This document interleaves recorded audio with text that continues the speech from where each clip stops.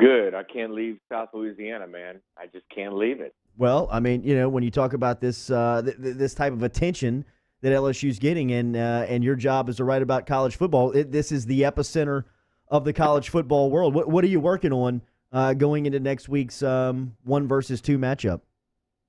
Well, yeah, I was in Baton Rouge and Hammond last week, kind of bouncing around. Did a story on the LSU's three receivers that ran last week, and later today we'll have a story on Joe Burrow and how his life has changed.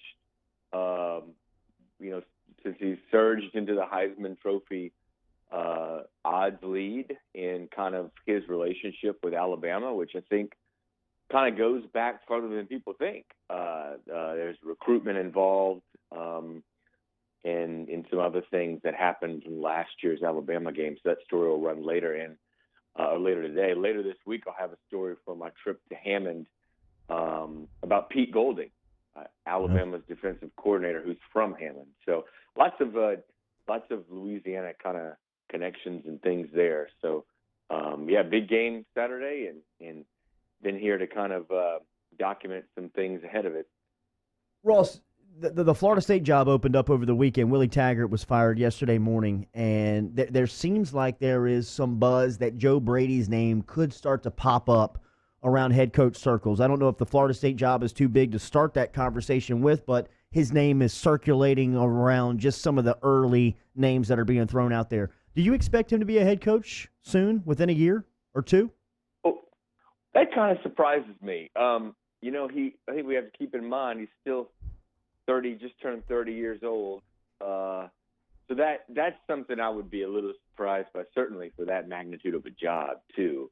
And you just got to look just at experience in general. I mean, just a year ago, Joe was basically an NFL GA who I was talking to somebody who has covered the Saints for several years, and he didn't really know who Joe was when he was part of the Saints staff. That's how kind of low level he was just a year ago. So, I think for a head coaching job, that's something that's probably still a little ways away for him.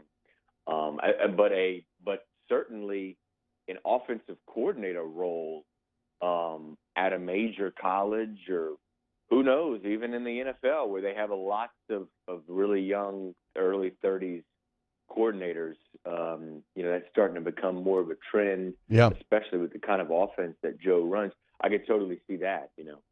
Yeah, I mean, I feel like a head coach job at this point, there's such a CEO, and they sometimes have to be involved in so many other things that, like, you're almost taking away Brady's greatest strength, which at this point is the dude is just an excellent game planner and schemer. I want to ask you about that FSU job, though, Ross. Where do you think that job ranks? Because I've been talking about how, like, when you think about it, just in terms of tradition, maybe the resources, and then the barrier of entry to championships, the ACC seems wide open. Like, that feels like a job that you could have a ton of sustained success at.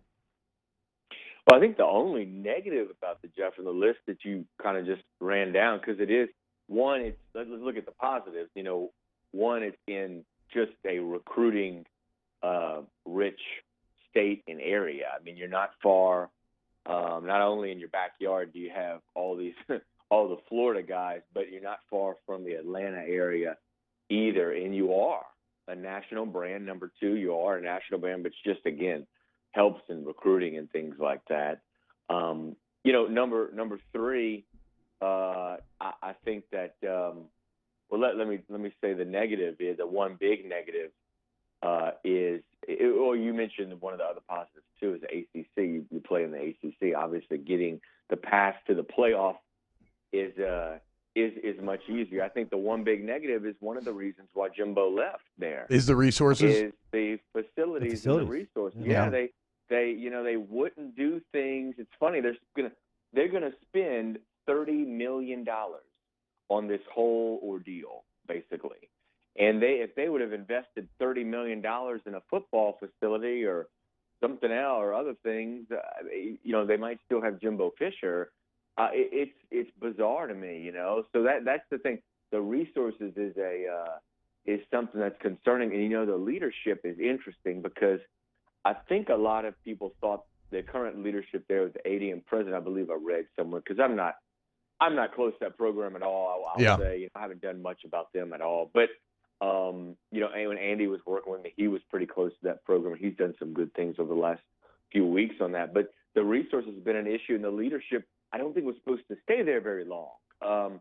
The AD and president were almost like it seemed like some kind of interim basis, or just people didn't think that they would be there for the long term. So, man, that's an interesting deal because you do have so many positives, but you've got a couple of negatives that would certainly raise concerns for an established coach to go there in the resources and the leadership.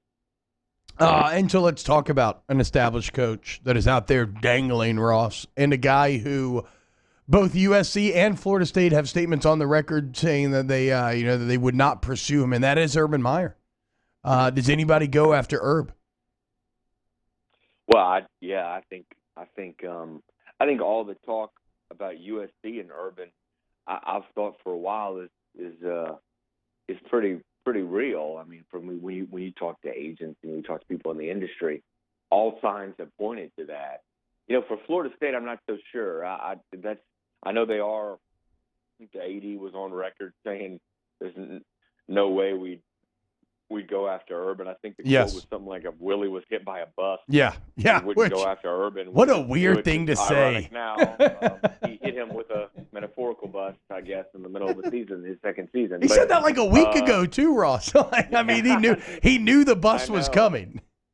I know. Yes, he did. He was the driver. So, even after I hit Willie with this bus, I'm not going after Herb. But so I don't necessarily expect maybe Florida State to make a run, but it wouldn't surprise me if USC does. The first name that was sent to me by someone in the industry about Florida State was Mark Stoops, and it's somebody that that a lot of other people now have certainly mentioned. And Mark has ties to Florida State, obviously spending a lot of time there. His brother worked obviously at Florida in the state as well. Mark has done an incredible job at Kentucky. He's built a really impressive program there that for so long had been kind of run by basketball and still is in a lot of ways. But he's got the football team kind of rolling. So that's certainly an interesting one to watch. You got the young group of coaches.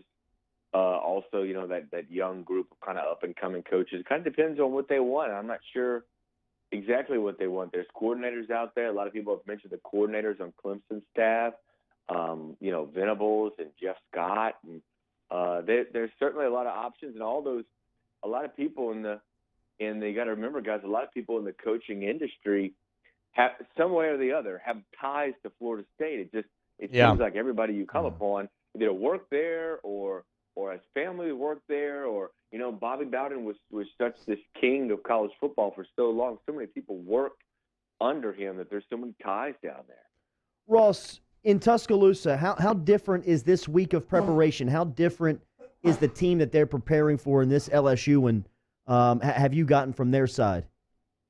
I remember last year, I believe it was a SEC teleconference, and Nick Saban. It was maybe a week before the LSU-Alabama game, and Nick Saban was asked about LSU's offense, and he said, "This is not the old."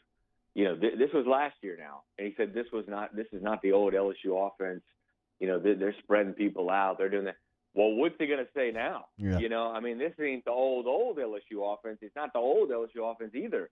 I mean, it's really interesting. I'm sure that they haven't seen an LSU offense like this since Nick Saban himself was coach. Probably 2000. A lot of people are going back to that 2001 team with Rohan Davey and Reed and all that. And they just were thrown all over the field 45 times a game. So, it's funny. It's kind of ironic. The last time LSU had such a high-powered, prolific passing offense was probably when Nick. I know they had Jamarcus for a while, but honestly, that 2001, as far as statistics, that was the one you looked to. So he's certainly him and Pete Golding got from kid from Hammond, kid from Louisiana, and a lot of his friends grew up around LSU and family, and mom's got a degree from LSU. You'll read about that later in SI.com later this week. Oh. But, he's got a tough task for sure. So Ross, the winner of the LSU-Bama game will win the West.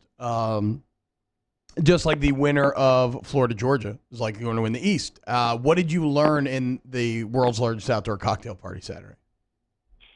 I learned that maybe Georgia just had this one game hiccup, against South Carolina, and maybe at the end of the season we'll look back and it'll just be one of those games, kind of like maybe Oklahoma's game at Kansas State.